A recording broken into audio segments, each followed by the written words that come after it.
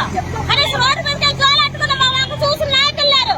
ఇవాళ మేము రోడ్డు ఎక్కామంటే కారణం ఈ ప్రభుత్వం కదా. మాకు మాత్రం ఆకులు బాధలు లేవా? మాకు ఒక్కరికేనేది ఎన్నాకులు పెట్టి కేకులు అయి కట్ చేసుకుంటే మా బాధ తీసే నాదులు లేరా? ఈ ప్రభుత్వం ఎంత వరకు వాళ్ళ హ్యాపీనెస్ వాళ్ళ సుఖం వాళ్ళే చూసుకుంటాం తప్ప అంగన్వాడీ ఇవాళ పుట్టిందా? ఈ సీఎం గారు పుట్టినప్పుడే ఈ అంగన్వాడీ పుట్టింది కదా. మరి అప్పుడు ఈ అంగన్వాడీ వాళ్ళు బాధ వినొద్దా? మేము ఓటైపోమని గెలిచాడు ఆయన. మేము ఓటేసి గెలిపిస్తేనే ఈ రోజులో ఆయన ముఖ్యమంత్రి అయ్యాడు. అటువంటి అప్పుడు మా ఆవేదన మా ఆక్రందన ఎందుకు వినిపించుకోపోవాలి? ఎప్పుడు జరుపుకుంటున్నాం దినాలు కనీసం అంత హ్యాపీనెస్ మాకు కూడా ఒక న్యూస్ చెప్పొచ్చు కదా. మాకు కావాల్సిన కనీసం అడుగుతున్నాం. సుప్రీంకోర్టు ఇచ్చిన గ్రాడ్యుయేట్ సుప్రీంకోర్టు ఇచ్చిన గ్రాడ్యుయేట్ అమలు చేయడానికి కష్టం ఏంటి అసలు?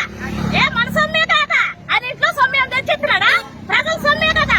మేము ప్రజలు కదా, మేము ఓటే లేదా? మేము ఓటేస్తే ఆయన రాలేదా? ఎంతో వరకు కూడా ఆనందం ఎక్కడండి? ఇవాళ పండుగలు చేసుకోవడానికి రూపాయి లేదు. ఇవాళ జీతం నష్టంతో మేము ఇవాళ రోడ్డు ఎక్కామంటే కారణం ఏంటి? ఈ ప్రభుత్వం కదా. ఈ ప్రభుత్వం కొంచెం కూడా ఆలోచించక్కర్లేదా? ఎంతమంది ప్రజాప్రతినిధులు ఉన్నారే మా మీద కామెంట్స్ పెడుతున్నారు.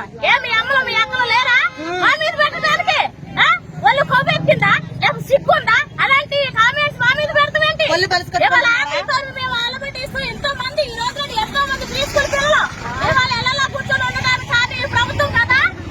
కాలాలు బట్టలు కొట్టారు. బట్టలు కొట్టి కాలాలి ఏమన్నా ఒక ముద్ద పెట్టగలరు కదా. రేపు మున్సిపాలిటీ వాళ్ళు ఉద్యోగం వాళ్ళు కూడా సమ్మె చేస్తారంట. వచ్చి వాళ్ళు కూడా రోడ్లు చూపించుకోనండి. ప్రభుత్వంలో ఉన్న సచివాలయం సిబ్బంది